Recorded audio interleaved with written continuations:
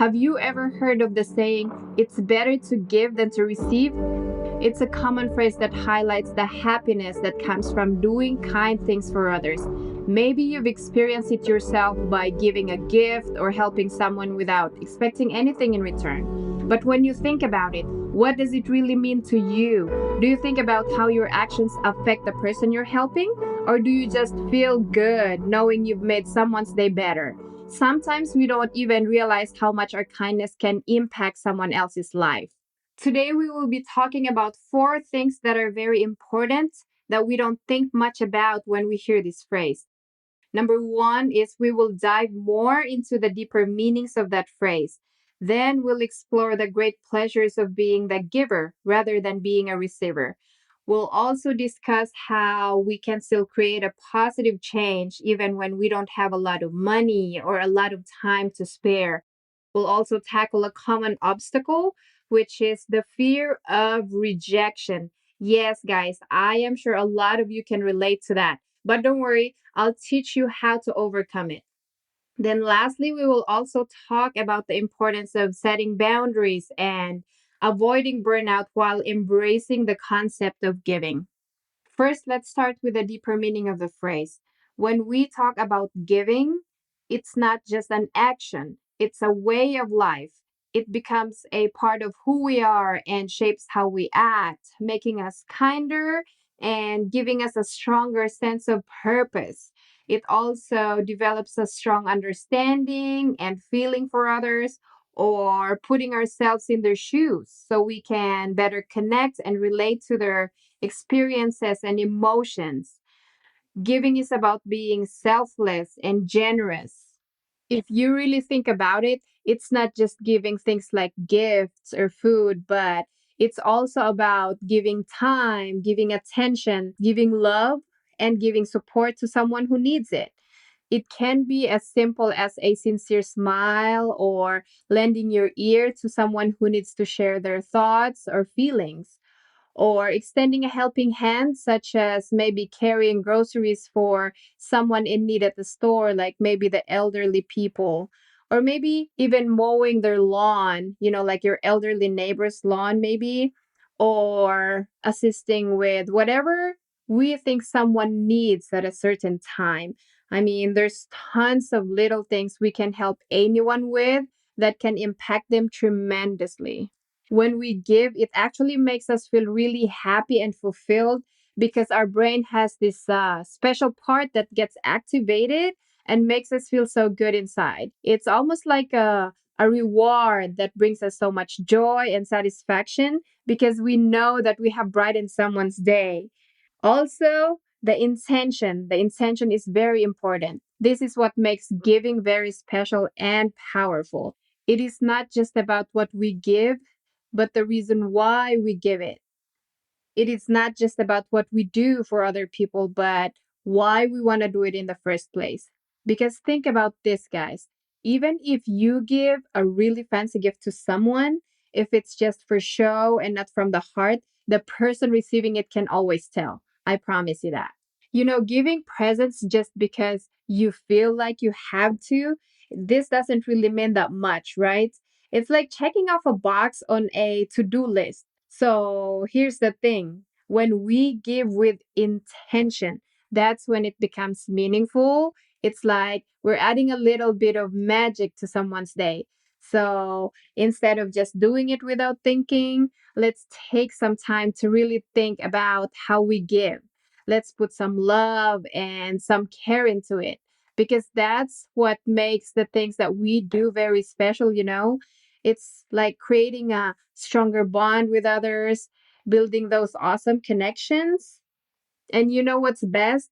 When we see the smiles and thankfulness from others, it's like a party happening inside of us. We feel like we have a purpose. And believe me, guys, it's like we're making a real change, making things better with one little act of kindness at a time. So let's be sincere in our giving and share from the heart because that's what really counts, my friend. Next, let's talk about the great pleasures of being the giver instead of the receiver. So choosing to give instead of always receiving is definitely rewarding. And it shows how amazing it is to be kind and caring and generous. There are three ways in which we can be generous. One is sharing our knowledge and skills. I used to love doing this and still do whenever I am given a chance. I used to train students and new nurses, especially those who are very curious and are really willing to learn. It is just so fun teaching these kinds of learners because they are highly motivated and they actively engage in learning. They're always seeking to improve themselves and they inspire other people too. So, I believe that when we offer our expertise or teach someone a new skill, we empower them to learn and grow. And just witnessing their progress and seeing the impact of our guidance, it brings us so much pride knowing that we had made a dent on someone's life in a positive way. Another way that we can give is just by doing a random act of kindness. Like, for example, you're entering a store and you see people behind you. Like, stop for a moment and hold the door for them. Or you can leave a small note of encouragement to someone, maybe your child that is taking her test today. Or maybe you can pay for the coffee of the person behind you at the drive through Starbucks. Talking about sweet surprise, right? I mean, I have other people that's done that to me before, and it does feel really good. I'm sure that they feel good too. Or maybe you see a homeless guy at the gas station, so you grab him some food and some drinks. These simple things have a big impact, not just on others, but it does it on us too. It impacts us in a good way too. So the happiness you bring, the burden you lighten for someone, it's just amazing. This gives us reason to smile too. One of the things I love being a giver is in relationships and friendships. I didn't have my parents around me growing up, but I have made tremendous amount of friends through the years and their parents had played a big role in who I am today too. So that's why I have always valued them and their families up to this day. I remember during our wedding, most of our godparents were the parents of my friends because they hold significance in our lives. And since I was in college to the time I started dating my husband, they have always been there as a support and have been a guide whenever me or my husband needed it. So, what I do to give in these relationships is I stay connected and still show support to them despite being far apart because most of them are in different cities or different states and worse, different countries. And visiting them in person is not always possible, but that's when technology comes to the rescue. Yes, gotta love that advancement in technology nowadays. Anyways, so going back, yes, so I still keep in touch and have regular communication with my friends. I have surprised them in different ways too, like flying to where they are and celebrated their birthdays with them in person. I miss those days. I hope to do it again soon. I also video call them when they least expect it. I had sent them gifts again when they're not anticipating it. And just seeing their reactions makes me so fulfilled knowing that I am doing something that strengthens our bond as friends. I actually consider them as family, by the way. It's because I feel like saying that they are my friends is not enough. I feel like my relationship with them when I say that is not that deep. So I call them my family. So, yeah, I think that the main thing here is to show that we are still interested in what's going on with their lives, to show them that we care and actively engage in their happiness, because this is how we can keep the bond going strong that can definitely survive the distance. Next on our list is finding ways to give more and still make a difference in the lives of others despite having barriers like being so busy, which seems to be very common nowadays, or just not having enough money to give. And the biggest thing of all, the fear of rejection. Fear of rejection. Yes, guys, I know it from experience, from other people's experience and hearing them talk about it. There's a lot of times that we are scared to give because we are scared that we might get rejected and Maybe some of you had that experience, but there are ways to get through that. Let's think of some things we can do to overcome those challenges. Number one, I would say start small. Just start small. How do we do this? You can start small by doing little things to help others every day. For instance, maybe you can carry someone's groceries or bags if you see that they are struggling, or share an umbrella with someone in the rain, because doing this shows that you care about them and you want to support them. Another idea is to participate in a neighborhood cleanup event. This is where you help pick up trash and make your subdivision cleaner. And I'm very proud to say that we do this as a family. It gives me and my husband so much pride knowing that we are setting an example not just to our children, but to our neighbors too. Other small things you can do is offering to walk your neighbor's dog, or helping a friend with their homework. These are also simple ways to practice being a giver. And going back, when we participate in a neighborhood cleanup event, it doesn't just help the community or your neighborhood get cleaner, but it also brings people together and it makes them feel proud of where they live. Like when you offer to walk a neighbor's dog or help a friend with their homework, you know what this does? It makes their day a little easier and it shows them that you are there for them. And we may think that these are just small acts of kindness, but what it does, it actually makes someone feel happier and it reminds them that there are still good people in the world. So why not keep doing it, right? Another way to overcome obstacles and bring positive change through generosity is time management. People are very busy nowadays, but you can still give by managing your time effectively.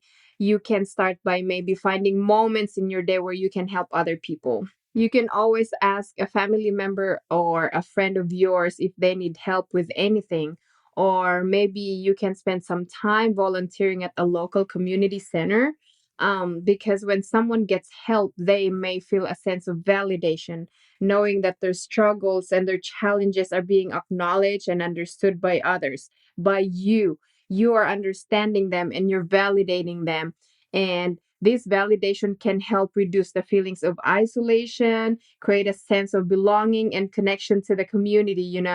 So, what you can do too is you can also set aside maybe specific times, like a few hours each week, to do something nice. You can probably send thoughtful messages or cook a meal for someone in need. And these things become meaningful gestures that touch someone's heart, remind them that they are seen, that they are valued, and they are cared for. Because when we intentionally set aside time for giving, we spread love and compassion and we inspire and uplift not just the person that we help, but also those who witness our kindness. And by making these small efforts, we can bring positive change and make a difference in the lives of those that are around us. You become an inspiration for others. You encourage them to also spread kindness. This ripple effect can lead to a community where people continuously support and uplift one another. So imagine living in a community like that. Wouldn't that create so much happiness within us? I believe so, like big time. What about if you want to help, but you don't have enough money or you don't have any money at all? I know this is one of the barriers that people have when it comes to giving. So, when it comes to that, I think you can still make a positive impact by being the giver in different ways. For example, volunteering your time. I know I have used this example over and over again on this episode. It's because it's one of the simplest things that you can do, but you can make a huge impact to the community by doing this. And this can be a great way to help those in need or going through tough times. You don't have to have money to do this. One way to help other people if you have limited funds is to share your skills instead. You can teach a free class or a workshop in your community. Sharing what you know can make a big difference and help others. How? Well, it gives people a chance to learn and to become better without any cost. This makes them feel more confident, opens up new opportunities and give them useful skills. So helping someone learn and get better helps them grow and creates more possibilities for their future success. But what if you want to give but you are scared to be rejected? A lot of people are scared of rejection. Maybe because you worry that others won't accept you or value you, or maybe because that fear came from bad experiences in the past and it made you feel like you are not good enough, or you are scared that you might make mistakes and not meet certain expectations. I, for one, is still working on that, although I can say that it's not as bad nowadays. Please remember that everyone feels this fear to some extent, but by understanding it and building our self confidence, we can learn to overcome it. You can still make a positive impact in the world, even if you're scared of rejection. Here's how. Know that small acts of kindness, it matters a lot. So to conquer your fear, start with small steps outside your comfort zone. For example, you can offer to help a neighbor with their groceries, or volunteer at a local animal shelter, or maybe donate clothes and toys to a charity. Then, just gradually challenge yourself more and try different ways to help others. This will build your confidence and show you that not everyone will say no to your kindness. Remember that being open and caring is a sign of strength. So just take the risk of being rejected, but at the same time, focus on the positive impact that you can have on those people who appreciate and benefit from your help. Never mind the people that are rejecting you. Another way to conquer the fear of rejection is by connecting with people who share your interests and your values. Connect with like minded people, like they say. It can be joining a community service club, or participating in a club where you do things that you enjoy, or volunteer with an organization that aligns with your passion. Being around people who share your interests and values, this can make you feel good because they will remind you of the positive difference you are making. They can support you emotionally, they can understand you and motivate you. And being with them can validate and accept who you are. It can also lead to exciting collaborations and make you feel a sense of accomplishment. It may take some time and effort to build connections with like minded people, but the good things that come from it are really worth it. So try this, guys. You can always find something in your community. Try Googling local activities or events that interests you, and you'll be surprised of what you'll find. Also, don't forget to celebrate your accomplishments along the way. For instance, if you organize maybe a successful charitable event, or receive a thank you note from someone that you have helped, take a moment to appreciate your impact. Reflect on the happiness that you bring and the positive improvements you make for others. I mean, this will give you more confidence in your ability to create a positive impact and motivate you to keep going despite the setbacks or the rejections. And last but not the least, let's talk about why it's so important to set boundaries and how it can benefit you and the people that you like to help. So, one common fear that many people have when setting boundaries is the fear of disappointing others. We often worry about how others will react when we say no, or explain that we cannot do it.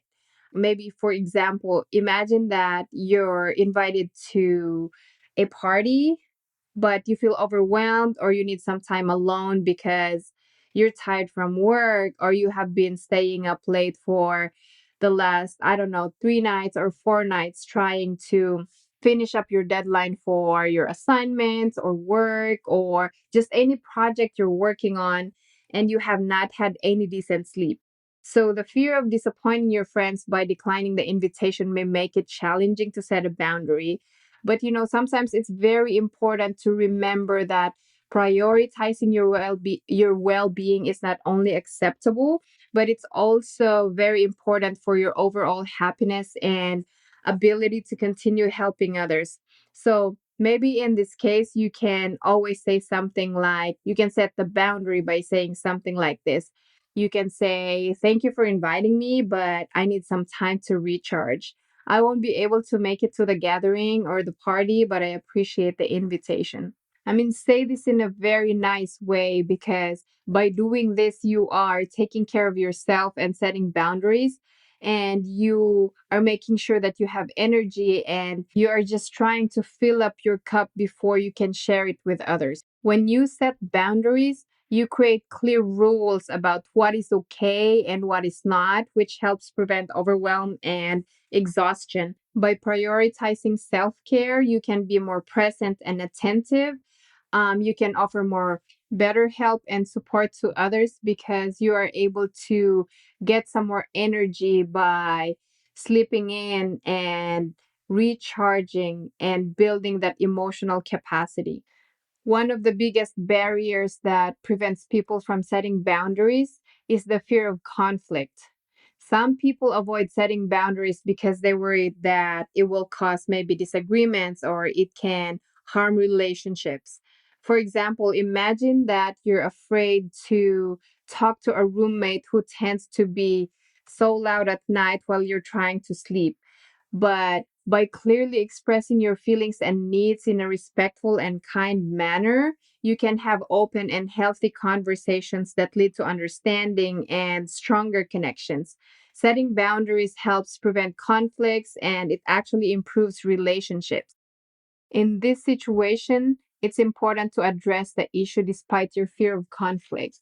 You can maybe start by finding a good time, like when both of you are in a good mood or both of you are well rested, and open up about it. Also, don't forget to use the I statements rather than the you statements because it can help to create a more positive and non confrontational conversation because this will allow the other person to understand your perspective without feeling attacked or defensive. So maybe you can say something like, "Hey, can we please talk about the noise at night?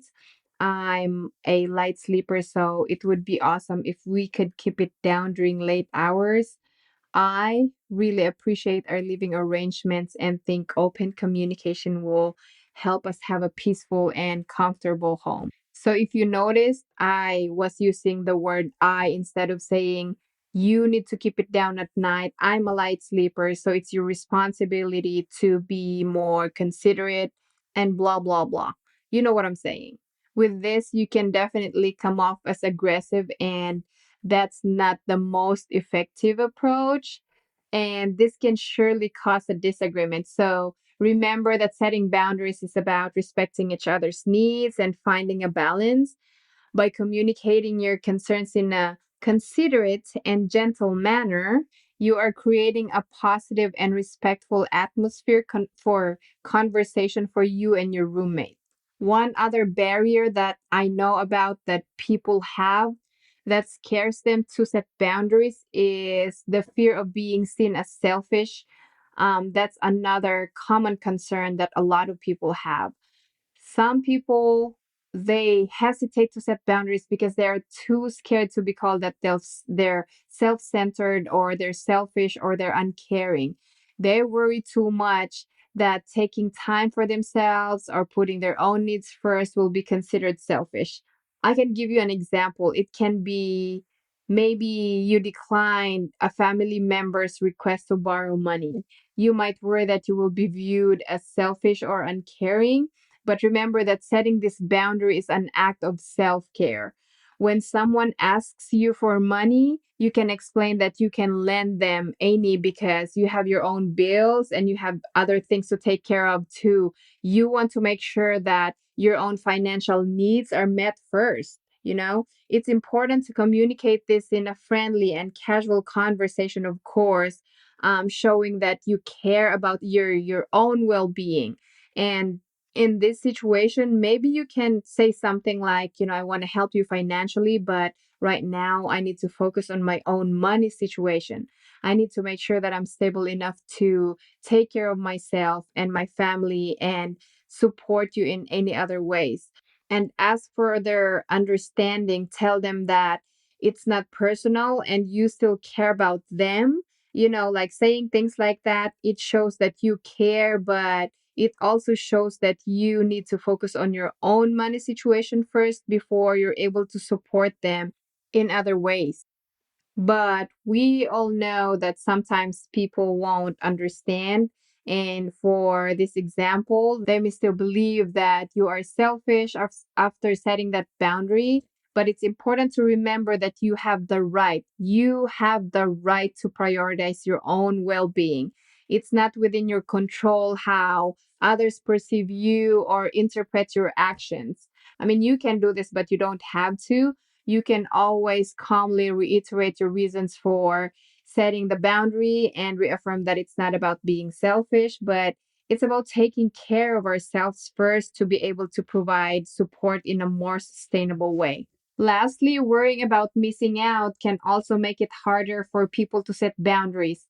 Many of us are afraid that by saying no to certain opportunities or parties or any of these social events, we think that we might miss out on something extraordinary. But it's very important to realize that by always saying yes to everything, you can actually feel very overwhelmed and tired. And this can ultimately cause you to miss out in the future or on the experiences that will truly matter to you. So, setting boundaries helps you make careful choices and be fully involved in the activities and opportunities that you decide to be a part of. In this scenario, if someone's trying to invite you, you can politely decline and say that you appreciate the invitation, but you're unable to commit at the moment because maybe you have other priorities that you need to focus on. It's that simple. And just remember that other people will understand, other people won't, but what matters is you and your goals and your well being. Worry about you. Don't worry about other people that much because at the end of the day, it is you that can make the decision to be a better version of yourself, to be able to give more to those around you. So there you have it, guys. You can make a difference by sharing today's episode on your social media. Remember to tag me on Instagram and Facebook. Links to my account are located right below the show notes of this episode. So check that out, guys. Thank you for joining me today. God bless you in all that you do. Until next Monday.